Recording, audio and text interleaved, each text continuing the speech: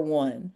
So again, bit.ly/hostmay1. We're going to keep getting you these links, keep reminding you to sign up for the text messages. This May 1st, is going to be one for the record books, not just in our numbers, the numbers of us that are going to participate, but because we're actually fighting a system that is trying to destroy us and the world. So it's even more critical that you be one in the number of this movement that we're building. And y'all, I just want to be clear. Uh, we know there's a threat. As much as I'm here and I find joy in being with you, we know that this is a scary moment. So you're probably arriving exhausted or frightened. Some of us might feel powerless. Some of us might feel ready to fight.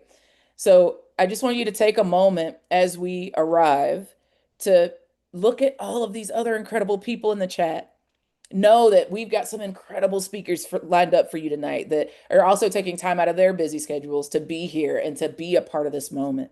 So I just want you to take a second and get grounded. Be here with us tonight.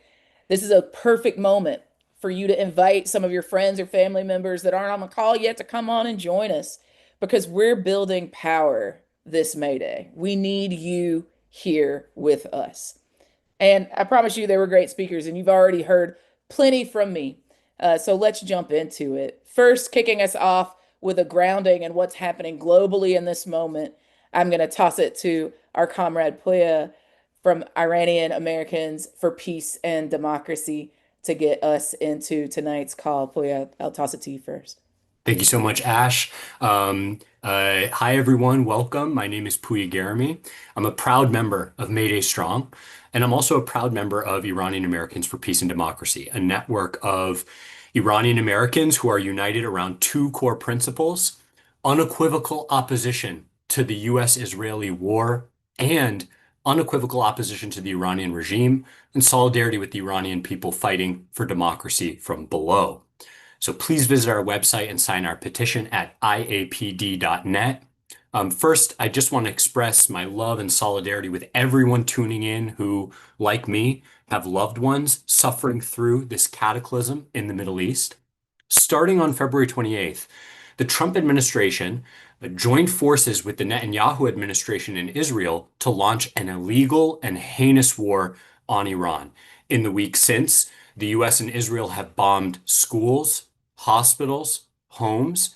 They have killed or injured thousands of civilians in Iran, including children.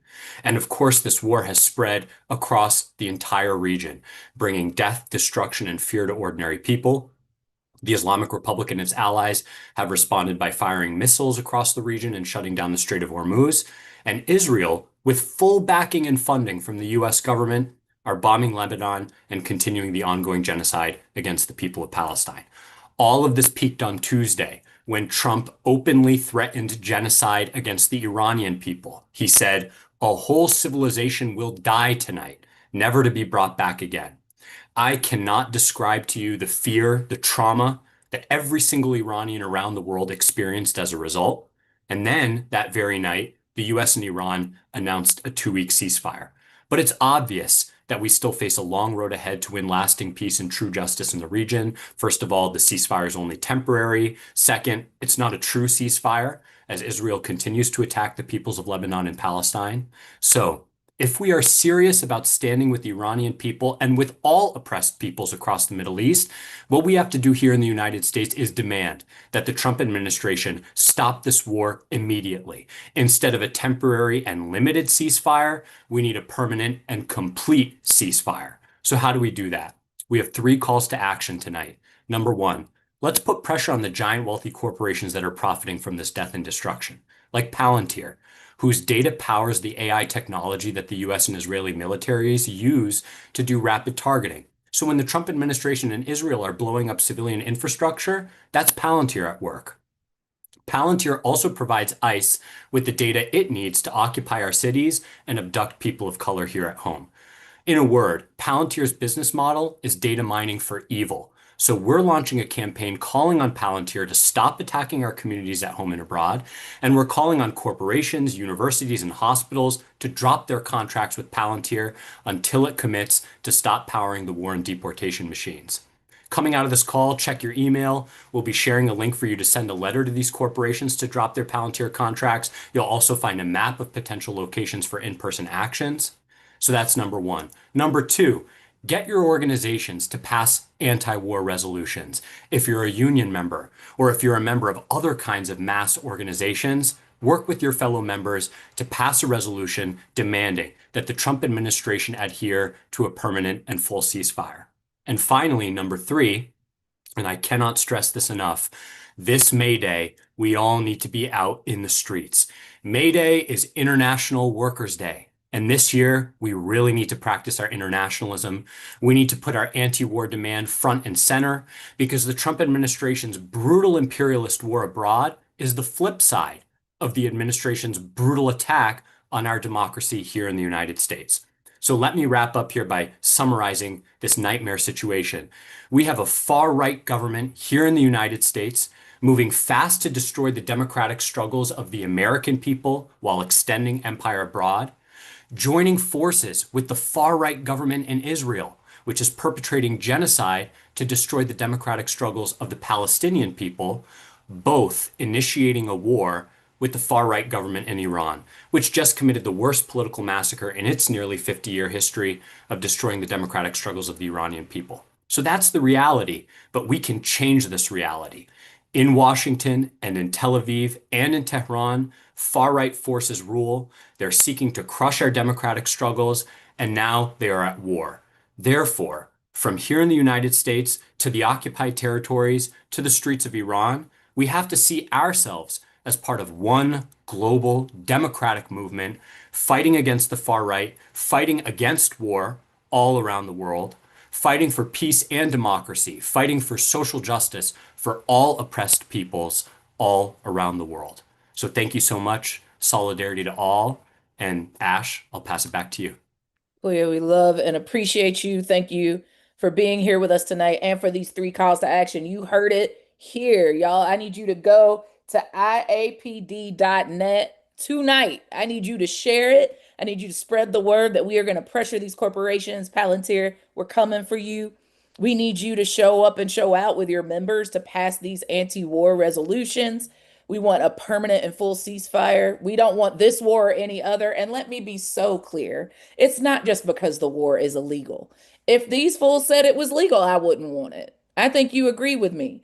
So I want you to do the work to make sure that we are on the right side of history, pushing the moral arc of the universe towards justice, which is saying we absolutely cannot be silent while these corporations and while this government harms people here and across the globe. We want a permanent and full ceasefire in all the ways and all the places, and come and hit the streets with us on May Day. Now, back to May Day. We are building power on this May Day. You're going to hear me say that over and over and over again. And I want to see you all get pumped about the places that you're at and what your May Day plans are. There are three incredible cities that are represented on this call tonight that are going to tell you how they're throwing down on May Day. And I am honored and privileged to bring my brother, Brian Profit from the North Carolina Association of Educators to the floor to talk to you about what's going to go down in Raleigh. Brian, I'll kick it to you. Thanks, Ash. Yeah, so as Ash said, I'm with our NEA affiliate here in North Carolina, which means I'm going to start with nerdy history teacher stuff to give you all just a little bit of context for what I think is most important about what it is that we're doing on May Day. So the three pieces of context that feel important is that here in North Carolina, there's kind of a long history and a short history. The long history is some of the worst labor laws, like most of the South in the country, and in particular, a prohibition against collective bargaining for public sector workers that has always kept our union density really, really low in the state. The shorter version of the history that needs to be brought into this conversation is that for about the last 15 years or so, we've been living under a pretty undemocratic state legislature that's been using racist gerrymandering, attacks on voting rights, et cetera, to essentially impose the entire ALEC agenda on us over the last 15 or 20 years. So that's one piece of context that feels important. A second is there's a set of us who have been working for about the last 10 to 15 years also inside of our state's public school staff union to try to rebuild our union as a force that could move the majority of working class people in our state through a fight to not only expand workers' rights, but also to defend and transform public schools. And as part of that fight, there's a couple of things that have happened in the last 10 years that have really given us some confidence about what could happen on May Day this year. In 2018, 2019, we rode the Red for Ed teachers movement wave. And actually, on two different occasions, once in May of 2018 and once in May of 2019, we shut down over 35 school systems across our state and put 20 or 30,000 people in the streets of Raleigh. So there's some precedent for big action that we're trying to take and make happen here in Raleigh. And there's a set of us that rode the momentum of those events to then win the leadership of our statewide NEA affiliate. So for the last 6 years, we've been really trying to rethink about what it means to rebuild a public sector, public school worker union in the South, winning campaigns locally, but also trying to see if we can get to majorities in some districts and really become a force that can change the politics in our state. The last piece of context is that thing about changing the politics of our state. Because, like I said, these racist gerrymanders have locked in this corporate-backed right-wing government. And so we have about a 5-year period coming up in which we need to win a couple of really key elections to then sue the state and get back to the possibility of free and fair elections where we could actually change how our state's government works. So all of that is the context for May 1st of this year, in which we are calling on all public school workers across the state to take a day off on May 1st, which is a Friday, and invite everybody to come to Raleigh, where we're going to have a massive protest, massive demonstration, and use this as part of our Kids Over Corporations campaign. I think there's maybe a note that's going to be dropped in the chat with the website to our campaign. But the idea behind this campaign is how do we draw the moral line in our state and ask everybody in our state the question, are you standing with kids or are you standing with corporations? We think that's a pretty easy one for folks in our state to answer, and we're calling on people to come and join us in Raleigh. Because we don't have collective bargaining rights, because folks don't have contracts, because strikes are illegal, we're using a mechanism where people put in personal days, essentially. And if we get enough school districts and enough people to put in personal days, what we've seen is that school systems ultimately have to make a choice, and school superintendents and school boards have to make a choice about whether or not they're going to deny personal days or actually shut down school systems. So our hope is that what we're going to be doing on May 1st of this year is getting enough people around the state in enough school systems to shut down school systems and bring as many kids, as many parents, as many community supporters to Raleigh for the day. You'll hear on subsequent calls that we've got a collaboration with the Union of Southern Service Workers, who are going to be joining us. We've got the National Domestic Workers who are going to be doing a similar thing and shutting down daycares all over the state in order to join us in the streets. And all of this ultimately, is pointed at not only how do we build momentum and attract and change the conversation and recruit more people to this ongoing work and organization that we're trying to build, but also really to make the conversation change in such a way that says that, like, hey, y'all, just because somebody says we can't do something, just because the law prevents us from having particular kinds of protections, doesn't mean we can't do it. And if we stand with each other, right, and we reject the fear and the hopelessness and the things that tell us that we can't take these kinds of actions, then that jack can't be put back in the box. Once we shut some school systems down, once we can put 30,000 people in the streets of Raleigh, North Carolina, there's very little that can tell us going forward what it is we can and can't do. What we can and can't do, what we've found, is based on our solidarity, our willingness to connect with each other, our willingness to take risks for our kids and our communities. And we're super excited to be joining with people from all over the state in Raleigh, but also all of y'all from all over the country. As always, Ash knows the South has got something to say. And so we're going to be saying this as loud as we can from Raleigh on May 1st, and can't wait to be standing with y'all all over the country and all over the world. Y'all show some love for the teachers, man, for my brother Brian, for the North Carolina Education Association. We fucks with y'all. We love you. I don't know about y'all, but I would choose our kids over corporations every day. Every day. So I imagine some of us have loved ones that live in the great state of North Carolina. Have you invited them to show up and show out in Raleigh? Because now would be a great time to do that. Now would be a great time to send them the Kids Over Corporation's website.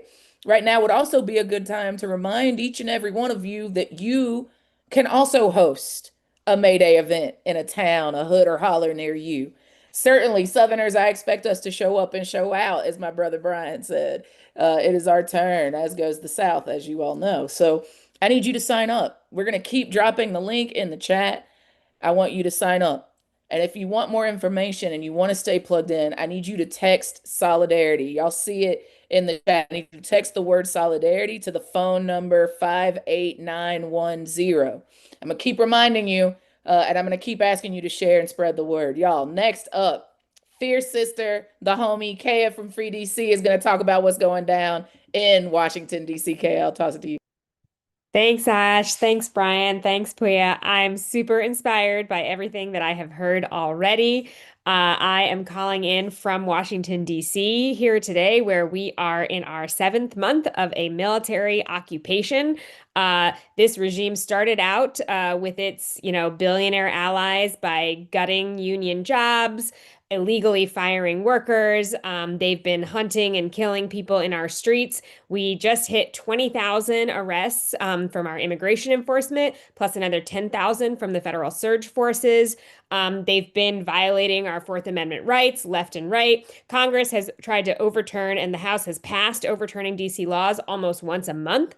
During this regime, they're desecrating our public lands. They're putting up statues of people who enslaved people in Freedom Plaza. They're trying to rip out bicycle lanes, and they are really working overtime to come after us. But every time they attack us, we hit back. We grow bigger, we grow more united, and we grow stronger. And if you go to maydaydc.org, that's where you'll find our Mayday plans, and you will see that we have an enormous coalition. We are more united than we have ever been. We are stronger than we have ever been, and we are clear-eyed that the only way they are going to leave is if we stop cooperating and we refuse to go along with what they are doing.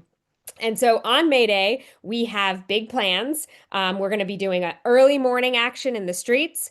We have lots of partners that are going to be participating in that, and lots of themes of anti-war, anti-fossil fuels. We're going to have a noon meetup at the Washington Monument with our partners at CASA and so many of our brothers and sisters in the union movement. We're gonna be marching from there, and then we're gonna have a concert to close the day out.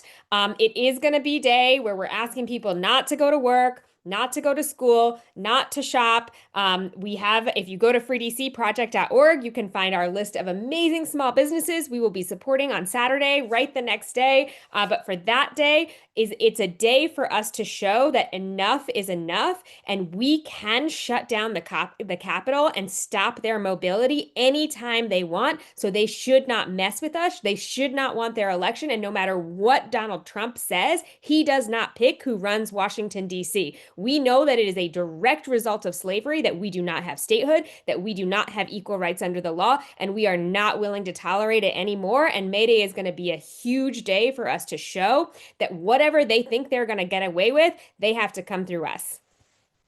Thanks, Ash. Y'all, show some. Free DC has been doing the Lord's work in that sacred space. Can we show some love to our DC fam? Thank you so much, Kaya, for your leadership and your courage. We appreciate you being on tonight. And I want to make sure y'all don't miss the link. I want you to, one, check out freedcproject.org. That's where you can find out everything about the life-saving work that those comrades are doing on the ground there. And then for May Day, I want you to check out their website, let me get it right, maydaydc.org. Maydaydc.org. Again, just like I know y'all got fam in North Carolina, I know you got friends and kinfolk in DC. I want you to spread the word that folks in DC will be throwing down on May Day. Before we go to our next amazing speaker, I've seen a bunch of questions about what does it mean to host, Ash? Like you're asking me to host, but you're not telling me what to do. Well, one, I'm giving you two speakers that are telling you what they're going to be doing. Actually, three, because Puya also told you what he's up to. But it can look a lot of different ways, friends. If you're hosting, you could do a march or a rally where everybody that's taking a day off from work and school can gather and be together. It could be hosting an action at a corporate target, going and fighting the billionaires head on. making sure that they hear your voice. That's one way that it could look. It could look like you doing a walkout or a teach-in and you putting that up on the map. It could look like you getting all the direct service providers into one place and meeting people's needs instead of spending money that just making profit for these corporate greedy people, right? It could look 1,000 different ways. And we actually would never, ever, ever ask you to do something that we wouldn't support you in implementing. So if you go to the Mayday Strong website, maydaystrong.org, you'll see at the very top of the page, there's a toolkit for anybody willing to host. So maybe what you can do is go to the website. Step one is look at the map, see if some other folks are already stepping up to host an action. If they're not, I need you to consider check out the toolkit and see if you actually might be the one that is necessary to make sure that we can get to as many places as possible. So that's the quick and dirty of what it looks like to host. I hope that you join us by doing so, and check out the website and check out the toolkit and say that you'll host tonight. Our next speaker is Ashley Harris, who is going to be talking to us about what's going down in Chi-Town. Ashley, tell us what's going on in Chicago. Good evening, everybody. So I just really want to echo what everybody has said so far about May Day being our reminder that this is what happens when everyday people come together to demand dignity, fairness, and justice. And it started right here in Chicago. You know, these workers organized for something we now take for granted, which is the 8-hour workday. People protested, marched, and have lost their lives fighting for rights that many of us benefit from today. But the thing about it is, once you start a movement, you have to continue that movement, correct? And we know that May Day isn't just about something we did in the past. It's very much so still active right now. We know we're still seeing attacks on workers, public education, on immigrant communities, and on the idea that people deserve to live with dignities. Families are working multiple jobs and still struggling. As an educator, I'm seeing students come to school every single day carrying the weight of policies that impact their safety, their language, and their futures. And this is why May Day matters, you know. This is why we have to keep at the forefront of what we're fighting for. If many of you all were there, you know the No Kings rally is a huge part of what we want May Day to consist of. The idea behind No Kings is the same one that we're holding for May Day. No one person should have unchecked power over the lives of others. It's about pushing back against systems that silence people and standing up for our democracy, for equity, and for the voices of our people. And you know, right here in Chicago, we've continued that legacy by organizing us alongside workers and communities and fighting not just for educators, but for our students, our families, and the future of public education. And I just want to remind you all in 2006, when over 700,000 people took to the streets here in Chicago for May Day, one of the largest labor and immigrant rights demonstration in the United States history. And even last year, we saw crowds of up to 10,000 people showing up, workers, families, and students. That's the kind of power we come from. You know, while I'm giving Chicago stats, this isn't central to Chicago. This is the type of power we hold within our nation. And it's the kind of power we're continuing to build. And just now in Chicago, our district has given us the green light to make May Day a civic day of action. This isn't just symbolic. We're organizing and we're building real collective power. We're working alongside librarians, community college workers, our Central Labor Council, SEIU, and Indivisible. So this is community-wide and cross-sector, and it's our line in the sand. It's a structure test, and we're asking, are we ready? For May Day, are we ready to stand together? Are we ready to respond? Are we ready to protect what remains our democracies? Because it's not about if these systems are challenged, it's about when. And what's at stake isn't just local, it's national. As you know, my former colleagues have said, we're still dealing with federal presence in cities in which they've sought to protect us, but they're destroying communities, they're abusing communities, right? These things that's happening isn't just to the small communities within Chicago or to the small communities within Philadelphia. This is a nationwide crisis that's happening right now. And we're seeing the same attacks on workers' right, efforts to silence educators, and policies that target marginalized communities. So these aren't separate issues, they're connected. And this is why, you know, within Chicago and everywhere else for May Day, we're asking that everybody across the country stand with us. This isn't just the educators' fight. This isn't the public workers' fight. This isn't the school bus workers' fight. This isn't the nurses' fight. This is our nation's fight, right? This is why we need all groups involved. We need communities. We need students. We need families. We need you to be pulling your favorite grocery store cashiers, your favorite restaurant workers, right? Because this is our moment to show up. Everything runs because of us. Schools run because of us. Cities run because of us. So this is our moment to be visible, to stand together, and to be a part of something bigger than ourselves. Because the reality is that no matter what your title is, Worker is the most important. And when workers move together, we remind people of the truth. Everything runs because of us. And y'all know we ready to shut some shit down. Billionaires can't make a dollar without us. So today isn't just about remembering history, it's about deciding what we're willing to stand for right now. So the question is, what side of history are we choosing to stand on? I know Ash said even if this is something that Congress said you could do, she still is not standing on this side of the history because of the values that we hold within. So, because when we stand together, we remind people of something simple but powerful. There are no kings here, and the power has always belonged to the people. So, I want to echo everybody in saying, let's get our May Day actions together. We have the mayday.org website.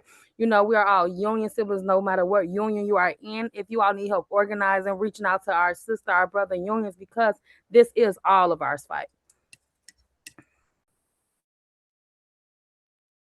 I don't know about y'all, but I would follow a black girl named Ashley whose last name starts with an H anywhere. Shout out to Ashley Harris, who just put it down. If you had any questions about what it could look like to host, Ashley just gave a benediction on why it's important and what you can do to make it happen.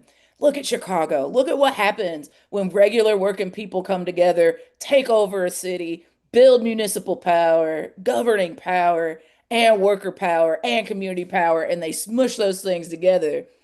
Thank you so much, Ashley, Kea, and Brian, for all of the ways that you just shared, all the incredible work that you're doing to get us ready for May Day. We're so grateful for you. Y'all, a couple of things.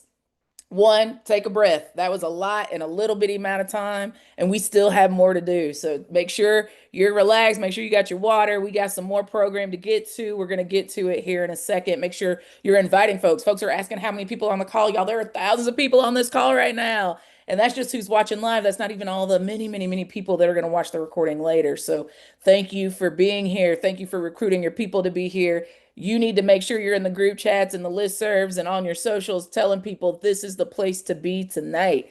If you haven't already signed up to host, if you haven't already signed up to get our text message blast, please make sure you get that done tonight. We're going to keep dropping those links in the chat. If you see us pausing it, it's because we're trying to give you a breath moment to catch those links. So, one more time for good measure, I need you to text solidarity, the word solidarity, to the phone number 58910. Again, solidarity to 58910. That's how you'll stay abreast of what we're up to. And I want you to go to the maydaystrong.org website so you can both see the map, sign up to participate if you've already got an event hosted. And if you are in a place where there is not yet an event, check out the host toolkit and sign up to host tonight. Y'all, last but certainly not least, y'all are throwing questions in the chat, and that is awesome. We want to get to your questions, but the chat is moving a mile a minute. We're not going to be able to catch all of those. So if you don't mind, go to the function. If you're on your computer or your laptop, whatever, sometimes you have to click the three dots that say more. If you're on your phone, you might have to do that too. And go to where it says Q&A. It's a little like text box that has a question mark in it, and underneath it, it says Q&A. If you have a question, put your question there because we are tracking them. And we might not be able to answer all of them tonight, but we are keeping track of them, and we are going to try to address as many of them as possible throughout this call and upcoming communication so that you know what you got what you need. You know what you need to know to be able to throw down on May Day. All right, y'all. The next incredible speaker is someone, if you've been on our May Day Strong calls before, you already know this face. I get to toss it to my brother Sakib from Bargaining for the Common Good to talk to us a little bit more about the plan for May Day. Sakib, I'll toss it to you. Thanks, Ash. It's so great to be here with you all tonight, and so inspiring to hear what all these cities are planning for May Day. But we know that this doesn't stop on May Day. When authoritarians are on the ropes, that's when they're the most dangerous. We saw this play out this week in Iran, right? As it became abundantly clear that starting the war was an enormous mistake, even to Trump, because we all knew it was a mistake, and that Trump had no pathway to victory. His threats became more and more unhinged, going so far as to threaten genocide, among a long list of war crimes. Right? We know that the day after our friends in Minnesota shut down the state with a day of no work, no school, no shopping, that Trump's goons killed Alex Preddy. right? Trump will not take May Day sitting down. We know that. He's going to lash out. He will come even harder for our rights. He will slash and burn the social safety net programs our communities rely on to survive. And we know that he doesn't plan on accepting any election results this November that weaken his hold on power. Steve Bannon has already said that having ICE at airports was a test run for deploying ICE to polling locations on election day to intimidate voters. We know that they're trying to make it much harder for Black folks, immigrants, women, and poor folks to vote with things like the Save America Act. We know they're trying to gerrymander districts to subvert the will of voters. We know that they could seize ballot boxes again before votes are even counted, like they did in Georgia. And we know that Trump could invoke the Insurrection Act and try to cancel the elections altogether. And we know that if they lose the elections despite all these efforts, that they'll just try to pull another January 6th. So the question is, what are we going to do about it, right? May Day is just the beginning. We're building our muscles by flexing them. We need to keep on building and growing our movement. So, between now and Labor Day over the summer, we'll have another 75 solidarity schools. That means be ready to come back even bigger on Labor Day. And we'll be ready to fight to protect democracy in November. When Trump tries to steal the election, we will exercise our First Amendment rights and we will shut things down. Right? To throw down with us to defeat fascism, text solidarity to 58910. Thank you. Y'all show some love to Saqib. Thank you so much for being with us tonight. We're going to keep on keeping on, y'all. Our next speaker is our beloved Daniel Hunter, is going to give us a little bit more about what we need to know about this moment and some of the upcoming things that we need to be building power through May Day and beyond it for. So, Daniel, I will kick it to you next. Thank you so much. I wanted to, as folks have been talking, I've been thinking about Malawi. And so in the country of Malawi, back in 2019, they were experiencing a similar kind of situation as the one that we're facing right now.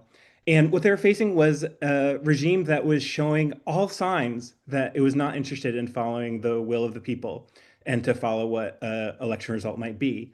And so they were faced with a question: what do they do?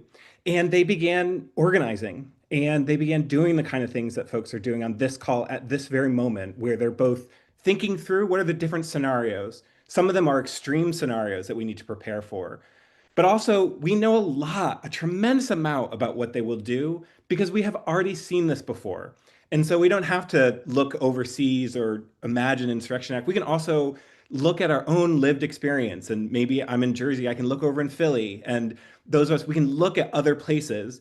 They've gotten a playbook that they're going to give to us already. They've written it out, and they're going to do many of those behaviors. They're already in the midst of it. The redistricting, the disenfranchising folks, the fear mongering in order to make it scary for people to go to the polls. And so they have a game plan. Our game plan, I want to essentialize as speed through preparation. And so when we're thinking about the arc, and I don't just mean 2026, I mean the long arc here, but the arc is that we need to be ready to move fast together because we are prepared. And so that's what May Day, I think there's many things that May Day is, and we've seen many beautiful descriptions of it.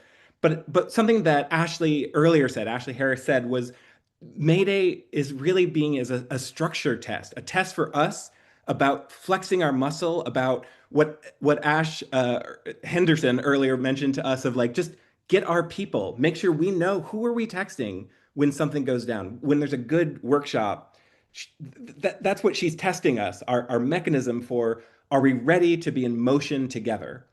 And so May Day is a clear example of us getting that kind of motion and that kind of energy in synchronicity with each other. And so in Malawi, they put pressure. They had a strike after the election was stolen. The government was refusing to abide, and they had to engage in a series of protests and series of strikes in a rapid fashion. And so this preparation that we're doing is preparing for more, preparing for further action, preparing to signal to other people, here's what we can do together. And so some of us are coming out of the House of Labor, and are participating through that lens. And some of us are community members who aren't unionized, aren't inside a labor entity. And so it's also important for us to be part of this, to be following the direction of our radical brothers and sisters and siblings in labor, and also to be participating. And so one reason that there's an organization called Strike Ready Corps, which is a complementary entity here, Strike Ready Corps is preparing itself to how do folks in communities develop? How do we host? How do we support? How do we connect with what Mayday Strong operations are happening? And so you can get connected to that on our website, which is just strikereadycorps.org. And we're doing lots of like regular workshops and trainings leading up to May Day, because again, we see this as a chance to do what the folks in Malawi did, which is to prepare for what's coming, to both imagine both the worst case, but also to imagine what we know they've already been doing before. Because honest to goodness, they're not all that creative. And I think sometimes we're more creative than they are about what they might do. And in fact, in many cases, they're just not that creative. They've already shown their hand year after year after year, cycle after cycle, maybe more extreme, etc. And so I think we also need to be prepared for extreme cases, but also knowing what we know about our opponents and how they're going to operate. So we have some links that they're going to drop in around just getting Strike Ready, so strikeready.org.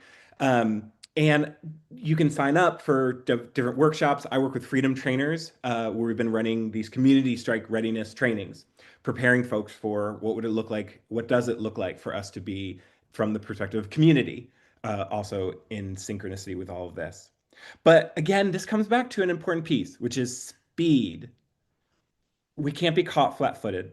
And we're caught flat-footed if we already don't know who are we going to turn to. What are the organizations, the structures? Who are the different networks that we're going to activate together?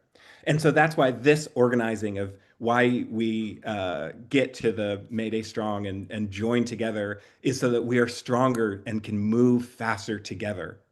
So this moment is a preparation moment so that we can be fast when fast things are needed. Thank you. Y'all show some love to Daniel. Shout out to the Freedom Trainers. I'm a proud Freedom Trainer myself.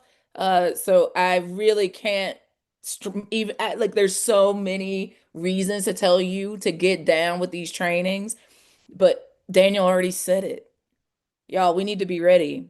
And I don't know about you, but I don't want to wait till the worst case scenario happens to be ready to do something.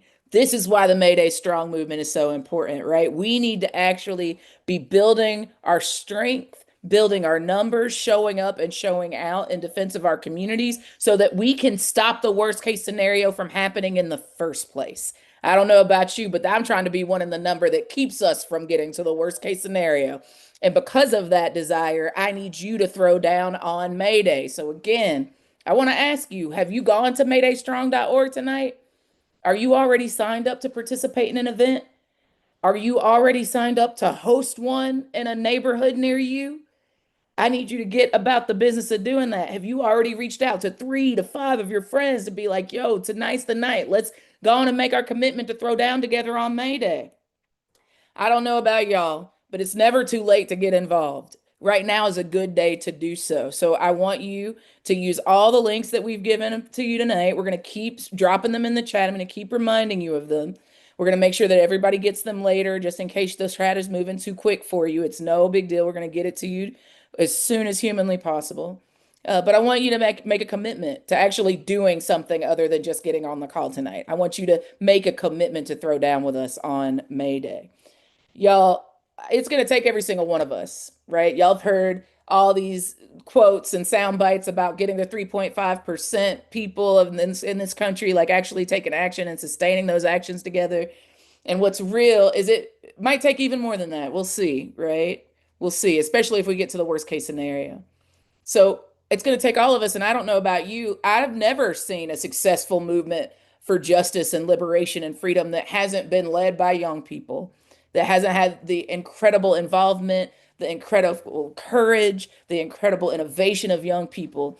And so tonight we're going to toss it to students. I can't wait for you to meet Leah, who is a senior at Social Justice High School, Amari, who's a student at Mather High Chicago, and Weather and Clover, Minneapolis students who led walkouts at Roosevelt High. Friends, I'm kicking it to you. Leah, are you there? Hello, good afternoon, everybody. Thank you so much for being here and supporting the cause of May Day. Um, like Ash mentioned, I am a senior here at Chicago. I'm a high school organizer.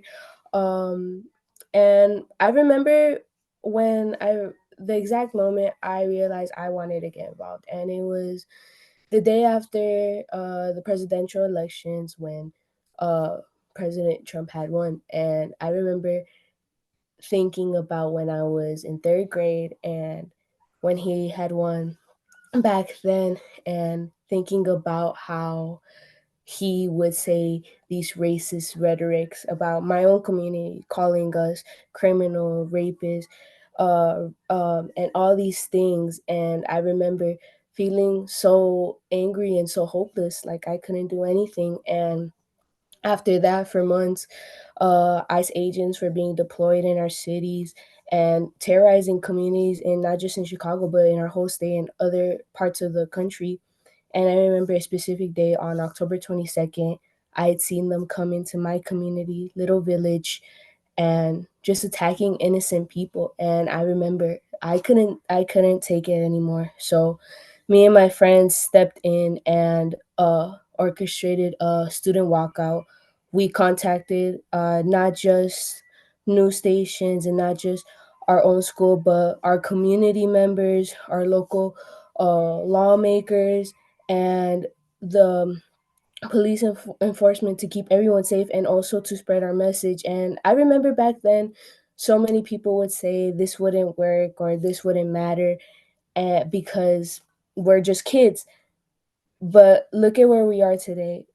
So many high school protests, like the many high schoolers among us right now, are here today because we have finally got the courage to speak up and to do what is right. And a lot of us want to speak up right now because we are the future leaders and we are the future generation that are going to run this country. So we feel very deeply about it. And that's why it's important to be in this, because it's not just affecting a certain group of people, it's affecting everybody. um Chicago is, you know, its origin in being a diverse city, having so many people from so many different places come here to create something better, and they're directly trying to take that away from us.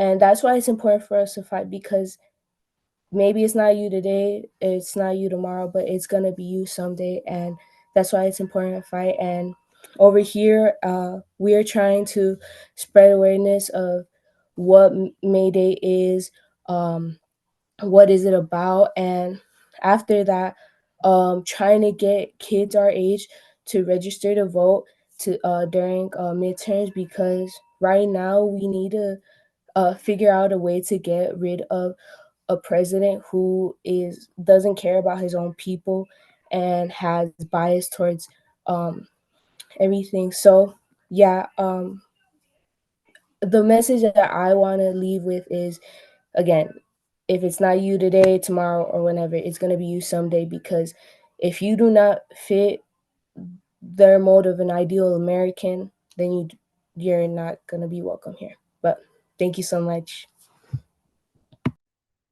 Appreciate you, Leah. Amari, we'll toss it to you.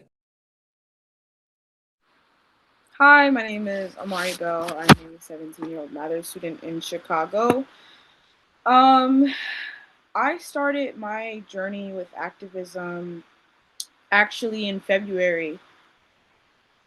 Growing up, my great grandmother was a activist. She came from deep racist South Kentucky and purchased apartment buildings in Chicago as a white woman so she could rent out to the black communities that she knew because they weren't allowing them in certain spaces. And my family has carried on that legacy of activism and helping others through me. I knew I go to school every day of the week. I see the teachers in my neighborhood all the time. I see students all the time everywhere. And when the ice raids started happening, I stopped seeing people. I stopped seeing my community interact. I started seeing the people I go to school with every day not showing up because they were scared, or I started seeing the people that I knew as these brave, confident people become so weakened and terrified by what the current administration is doing to us and who's being sent out. And what changed it for me was the day I went to start whistle kits for immigrants to pass out. I called my grandmother about the event, just talking to her. And I saw a family and I wanted to approach them and ask if they needed help. And I was too scared. So I called my grandmother about the situation because she's who I always go to. And she told me it's better to loudly have your help declined than watch someone suffer in silence. And that day I knew I had to do something, I had to act. Mather High School, for context, is very heavily of people of Hispanic descent or people who are Latino or speak Spanish or people with immigrant parents or immigrants themselves. So we have a very diverse population in that regard. And to see my entire community of thousands of kids shook genuinely disgusted me, and I hope that it disgust all of you as well. You keep us safe, and if you see that we are so deeply hurt, I ask that you view this in a way that sparks a fire in you to change. But I think February 2nd, not February 2nd, a week before February 2nd, I took to social media to ask people in my grade, people I knew from other schools, what would you guys feel we could do to help this? Because I didn't want to feel helpless and I didn't want the people around me to feel helpless. And I got hundreds of messages that day on social media telling me like, oh, we want to do a walkout. We want to start a movement. We want to do something. We want to do something. And throughout all of those messages, I think one concise vision I saw, or one concise message I saw was, we don't know what to do. What can we do? We don't know what to do. Who's going to help us? And that day I decided we will help ourselves. Because despite everything adults can do, what they can't do is make the youth do something. So we must do it ourselves. That week, it took us a week to plan the Roosevelt walk, or not the Roosevelt, the River Park walkout. We had exactly 1 week to plan it. What we did was we spread it to our peers. Would you guys be interested in doing this? Who wants to come? What can we do? And as soon as we established what we could do at Mather, we started at other schools. And when those other schools got involved, even more schools got involved. And since a lot of the people in our groups had connections to just general community members, we reached out to our aldermen, we reached out to our teachers. A special shout out to our teachers because they honestly, the Mather teachers helped us so much. We reached out to marshals, we reached out to police officers and local community resource outlets. We reached out to news sources, and with that community we had built up, we ensured that students were safe at the walkout. We ensured that students had resources and things they needed in case it might get cold, because it was quite cold in February. And that day we had at least 400 students. I forget what exactly the estimate was, but I think it was around 700. And seeing a crowd like that, I know it seems as if young people are silent about these matters, but the truth of the matter is we are not silent, we are scared. Young people everywhere are scared of what's going on because as an adult, or to the adults in this call, this is something that you already have a foot in the ground to change for. This is something you can vote on. This is something that you have a say in, but we don't have that say. That's not something we can change right now. So we sit and we are scared and we are shaking. But that is not something I want to do. So what I've been doing and what I've been encouraging students in my organization and all throughout Chicago, I've been branching out about May Day, is to encourage students to shut down that day. Shut down. If you can't come outside and join with us for a student rally and May Day, then I need you to stay at home, and no matter what you do, shut down. Because when we stay silent and we stay in fear, we communicate that our voices do not need to be speaking. We communicate that if we are comfortable in our fear. So I've been telling students, communicate to us, communicate to me, communicate to everyone around you, so we as a collective voice can tell Trump and his administration, Our voices deserve to speak, and we are not comfortable in the fear that you proceed to ensue. So on May Day, I want to ask you, teachers and speakers, to consider what your students are doing right now. I want you to consider the discomfort that we feel in fear, and I want you to consider how you are helping us going forward, preparing for May Day. Thank you. Team Minneapolis, y'all are up, Amari. You're amazing.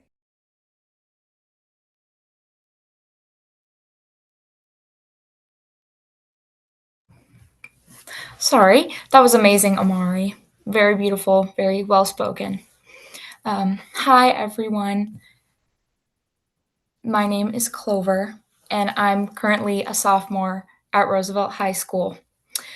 After the horrific incident when ICE came to our school and violently assaulted multiple staff members and students, me and one of my peers agreed to decide to organize the Roosevelt student walkout against ICE that happened on January 12th.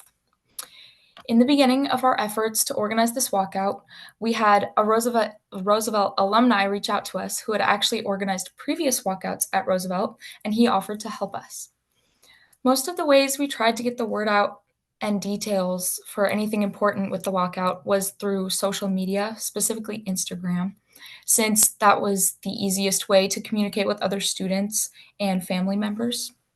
And from there, we started reaching out to adults to ask if they would be able to volunteer to be safety patrols or marshals for the students as well.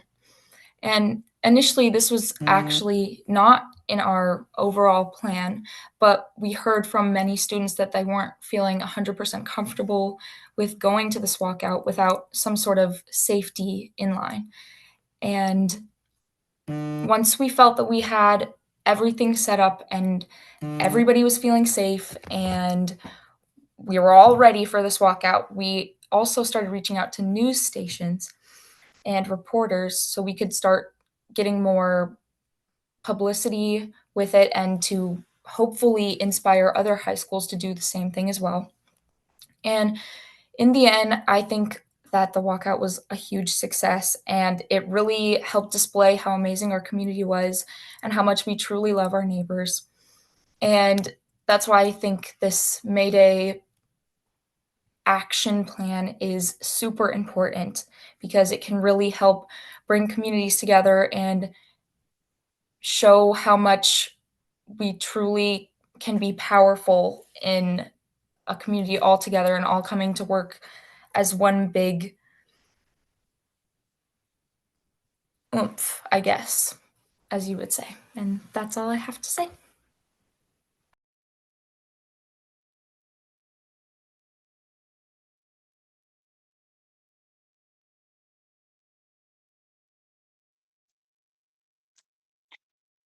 Okay.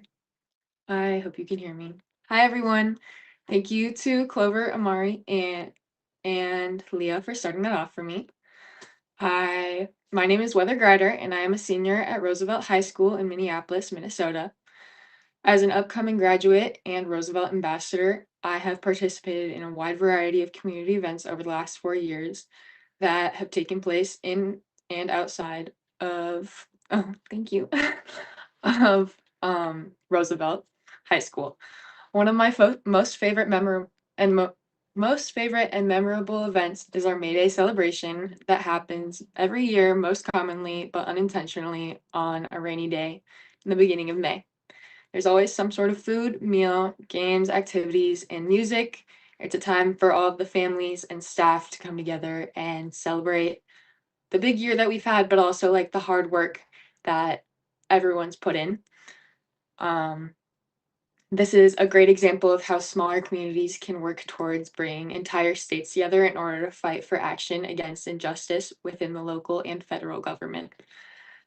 After witnessing ICE coming onto Roosevelt property, assaulting students and staff in late January, many parents and students took initiative to keep our students and families safe. My friends and I began to help transport people from and to school because many families were scared to leave their homes. And for the following 2 months, many kids stayed online doing distance learning, and we created a buddy program, which helped keep people updated with everything that was going on in class and making sure that there was a network to make sure no one was isolated at all. Because that was like one of the biggest concerns for sending students home. It's hard to miss out on things at school. In late January of this year, a statewide protest was held in response to the violent surge of ice in Minnesota. And while the wind chill said the predicted temperature was going to be -40, over 50,000 Minnesotans crowded the streets to fight for justice for our neighbors. Community members shared blankets, coats, distributed water and warm food, and donations were collected for families who have been impacted by federal officers. At the front of the march stood someone who I look up to, my mom, and other community leaders who had spent the day riding on the back of the truck, chanting for and demanding justice while leading the march down the streets of Minneapolis. This is an example of how Minnesotans show up and show out for major events like May Day. Seeing my peers like Clover, who led the walkout, and community leaders like my mom taking action within our community to stand for what is right has given me an overwhelming sense of pride for the community that has been built at Roosevelt High School and for the changes that have the potential to be made within our city and nation. Not only do students stand for peers within the building, this winter Minnesotans have shown, and as well as many other states, have shown how we are all stronger when we are united as one. Like Leah said, this generation will be the next group of leaders, so it's extremely important for all of us to show up this May and be a part of May Day. So everyone have a good night, and thanks for having me. Y'all, we can do better than that. I need y'all to show these young people some love. They're not the next leaders, they're the leaders right now. I saw some folks being like, gosh, like it feels like it's right around the corner. Do we have enough time? You just heard these students, some of these students, I think Amari just said that they put their walkout together in a week with not even close to the amount of privilege that some of us have as adults. Right? So don't tell me what we can't do on May Day, y'all. Right now is a perfect time to make your plan if you don't yet have one, to either get down with one of the almost 400 events that are already on the map. I see y'all working tonight. We might hit 400 tonight if y'all spread the word. If you step up and you host an event in a state, a neighborhood near you, we need you. Y'all, today is our day to make a faithful next step towards the power that will be cumulative across this country on May 1st. So I'm going to ask you quite directly, will you stand with these young people? Will you host an event? You've heard from folks in 3 different cities talking about what they're doing to lead the way with the call for no work, no school, no shopping on May 1st and beyond. For folks that are like, yo, I don't work, don't shop, right? For folks that are like, I'm not a worker, but I go to school, don't go to school. Whatever you can do to shake the economy on May 1st in solidarity with communities across the nation, in solidarity with workers across the globe, I want you to do it. Whatever that faithful next step is. If you can't host, I want you to attend an event. If you can host, I want you to step into your leadership and bring people together across their differences on May Day to shut some shit down. I know we can do it. I know that this structure test, which again, folks might feel like is symbolic and maybe not going to be the end all be all. I hear you and I appreciate your skepticism, but what I know is the work that we will do on May 1st will set the tone for November. It will let this administration know that we are coming, right? It will, I think, help us prevent the worst case scenarios that all of us are playing and replaying over and over again in our head, right? So for those of you that showed up to No Kings, good job. Well done. You made history. Now we're passing that baton to the Mayday Strong movement to carry us through Mayday. And the Mayday Strong movement will then carry us through. It's time for us to step up. So we're going to drop the links in the chat one more time. I want you to host a Mayday Strong event. I also want you to join the weekly call that we have on Thursdays at 8 p.m. It's going to happen right after this. It's like literally happening right now. So I want you to click that link. I want you to join. If you need more information about what hosting looks like, I want you to click the link that we're dropping to find the host materials. And again, I want to remind you that the toolkit is at the top of the Mayday Strong website. And I want you to stay tuned. I want you to text solidarity to 58910. Again, the word is solidarity. And the number that you're texting it to is 58910 so that we can give you the bat signal about the next time that we're going to gather and about any updates to the Mayday Strong plan between now and May 1st. Y'all, it has been a pleasure to be with you tonight. I want you to show some love to every single one of our speakers that were with us tonight, to our interpretation team that's been incredible, to all the tech folks and the chat monitors and everybody that made this call tonight possible. We love you. We respect you. We want you to be free. We will see you next time. Good night, everybody.